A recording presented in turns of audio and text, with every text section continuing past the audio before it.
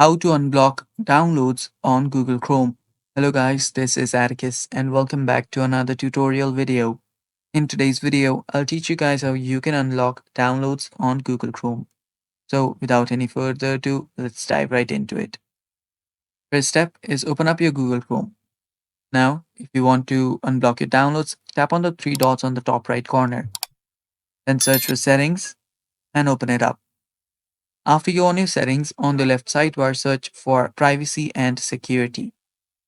Tap on it, and there you'll see security right here. Tap on that. Now, on your security, you'll find safe browsing. By default, it should be on standard protection, but you want to change it to no protection. So tap on no protection and tap on turn off. Doing that will simply remove your protection from your downloads on your Google Chrome, and you will be able to download whatever you want. That's not really safe and it's not very recommended. But if you want to unlock your downloads, you will need to change it to no protection. That's all for today's video. Thanks for watching. Stay tuned for more and bye bye.